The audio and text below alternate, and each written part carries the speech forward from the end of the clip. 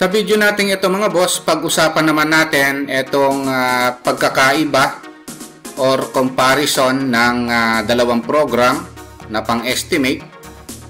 Ang Bluebeam Review Estimate Program at saka ang PlanSuite Estimate Program. I-discuss natin yung pagkakaiba or setting ng scaling ng plano sa dalawang program na ito. Kaya lang bago natin umpisahan mga boss ang discussion sa topic na yan, huwag nyo po sanang kalimutang pindutin muna pala yung subscribe dito sa maliit pa lang nating channel. Isama nyo na rin po yung like at saka notification bell. Okay, umpisahan na po natin yung topic natin sa pagkakaiba ng scaling setup ng Bluebeam at saka ng PlanSuite. Pag-usapan muna natin pala mga boss ang kahalagahan ng pag-set ng scaling dito sa mga program na ito.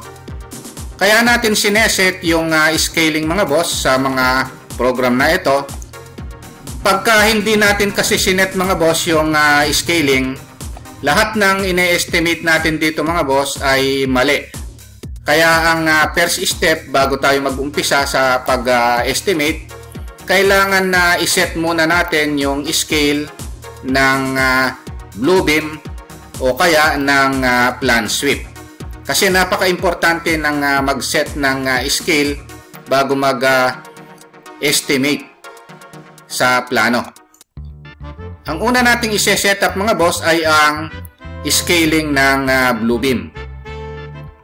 Ang pag-scale mga boss ng Bluebeam ay pupunta lang tayo sa Tools menu and then hanapin natin yung Measure and then yung Set Scale.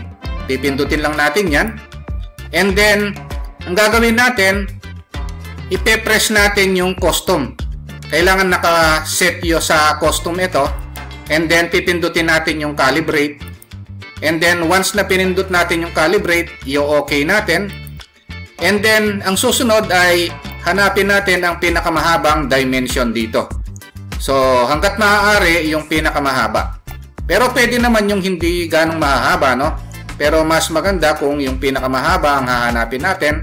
Halimbawa, itong 10 meters na ito, pipindutin natin yung dulo ng dimension na ito, ng 10 meters na ito, tapos yung kabilang dulo. Ito yan, no? Then, saka natin set yung unit. Kung hindi pa nakaset sa meter yan, kailangan nakaset tayo sa meter, no? Dito. Kasi meter ang plano natin, no? Tapos, yung pinindot natin na dulo-dulo, itatype natin dito. Kung 10 meters yan, itype natin 10 meters, no? Kung 8.5 meters, tatype natin 8.5 meters, no? Since 10 meter yung sinet natin, type lang natin dito, then apply scale. Ayun. So, itong planong ito mga boss, naka-scale na yan sa Bluebeam. So, para ma-check natin kung tama yung scale, pindutin natin yung Tools, tapos Measure, click natin yung Length. So, pindutin din natin yung dulo nitong dimension na ito, tsaka yung sa kabila. Kailangan halos 10 meters yan. Or, pwede ring perfect na 10 meters yan kung makita natin. So, ang length niya mga boss is 32 feet, no? Mahigit. So, pag naka-English siya mga boss, dito sa Bluebeam, napakadaling palitan yan. So, pindutin lang natin yung dimension na yan. Hanapin natin yung unit dito. Ayan, no? Dito sa length, hanapin natin yung meters. So, kung makikita nyo mga boss, lumabas, eto na, 10 meters. So, ibig sabihin, yung scaling natin, tama, dito sa Bluebeam, no? Pwede nating delete ito para hindi sagabal, no? Yung mga dimension na yan. Pwede na tayong mag-estimate ngayon ng area, volume, length, kung ano-ano man, no? Dito, since na-scale na nga. So, ganun yung pag-setup ng scale sa Bluebeam, no? Subukan nating mag-estimate ng area, no? So, pindutin natin yung Tools, Measure, tapos Area. Tapos click natin yung mga corner, no, yung 4 na corner ng bedroom na ito, no? And then click and then enter. ito na yung area ng bedroom na ito, no? So, para makita natin yung area, so pindutin lang natin itong font, lakihan lang natin ito para makita natin yung sukat. So, ito yon, no? Kung naka-square feet pa rin yan, wala nang problema kasi meron naman tayong units. Pwede namang palitan yung square feet to square meter. So, ito yon. So, lahat ng i-estimate natin ngayon dito mga boss, mapa area man yan, volume, length, since nag-scale na tayo, tama yan. Ayan yung pag-setup ng scale sa Bluebeam. Ang susunod na i-discuss naman nating scaling, kung kanina ang na-discuss natin sa Bluebeam, ang iseset nating scale naman dito ay yung sa plan sweep. So dito sa plan sweep mga boss, no, kahit na sabihin nating magkaibang program ito sa pag-estimate, halos parehas lang yung pag-setup ng scale nila, no? Gaya ng sinabi ko kanina, bago tayo mag-estimate ng plano, kailangan ang unang sineset natin ay yung scale, no, ng plano. Para maset yan, dito sa plan sweep mga boss, ito sa icon niya, nakalagay dito yung scale, no? So, click lang natin yung scale. Pagkatapos, kung metric yung drawing natin, dapat nakaklik itong metric, no?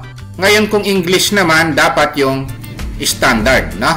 So, feet, inch, may fraction yan. So, since yung plano natin ay naka-metric, naka-meter, pipindutin natin itong metric. Tapos, kunin natin ngayon yung meters, kasi meters yung unit natin dito, na? Pagkatapos, ang susunod na gagawin natin, hanapin natin hangga't maaari yung pinakamahabang dimension, no?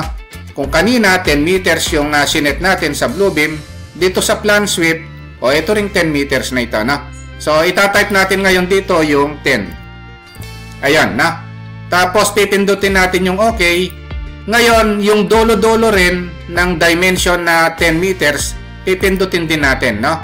Halos parehas lang dun sa Bluebeam, no? So, yung setup nila. Then, click. Once na na-click yan, kailangan makita natin 10 meters siya. Ito, 10 meters siya, no? So, tama siya. Kumbaga, ayan na yung tamang scale. Subukan din natin dito sa 8.5 para makasigurado tayo. Pindutin natin yung scale icon. Tapos, i-type natin yung 8.5. Kung ano yung iseset nating scale na dimension, yun ang itatype natin dito. Kung 8.5 ito, 8.5 yung itatype natin doon, na? Kung 10 meters yun, 10 meters yung tatype natin. Kung yung meters ito, hanapin natin dito meters, na?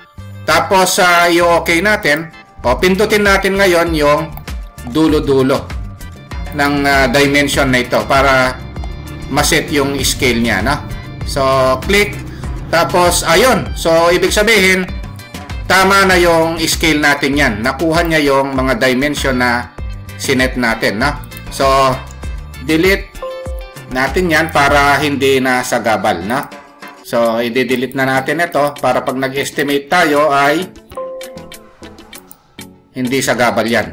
So, ibig sabihin yung pag-setup ng scale, no, dito sa Bluebeam at saka sa plan sweep, halos parehas lang, no? Kaya, napakadaling mag-set ng scale dito sa plan sweep at saka sa Bluebeam. Ngayon, pag na-set na yung scale, pwede na tayong mag-estimate dito, no? Halimbawa, estimate ko itong bedroom, kung ilang square meter ito, o click lang natin yung area, tapos gaya ng pag-estimate dun sa mga previous video natin sa plan sweep, pwede nating lagyan ng title ito, halimbawa, bedroom area 1. Ayan, na? Pagkatapos, yung okay natin, o tapos pipindutin natin yung mga corner, no, para ma-estimate yan. Tapos click. Panoorin nyo yung topic natin dun sa estimation sa plan sweep, no, para ma-review nyo yung pag-estimate. Tapos right click, stop. So etong area na ito, na-compute niya, kung titingnan natin dito, bedroom area 1, ayan, no, 7.7 square meter, no? So, pwede rin naman nating ma-check yan kung lalagyan natin siya ng legend, no? So, yung legend niya, show legend, ito. Tapos, nandito na sa baba yan. Ito, yung legend. Na-discuss naman natin ito dun sa mga previous video natin sa plan sweep, no? So, panoorin nyo yung video natin para ma-review. So, dito sa topic natin kasi yung pagkakaiba ng scaling ng Bluebeam at saka ng plan sweep, yung topic natin, no? So, ito yung sample na ginawa natin, no, sa pag-compute ng area. Since nag-scale na nga tayo, tama na yung computation natin dito. Mapa area man, volume, length, etc. Okay, ayun lang mga boss, no, yung naging topic natin sa comparison o pagkakaiba ng scaling ng Bluebeam Review Estimate Program at saka ng Plan Sweep Estimate Program. Kung nagustuhan nyo mga boss, no, itong topic natin sa pagkakaiba ng scaling ng dalawang program na ito, huwag nyo po sanang kalimutang pindutin muna pala, no, yung subscribe dito sa maliit pa lang nating channel. Isama nyo na rin po yung like at saka notification bell. Thank you very much at God bless po.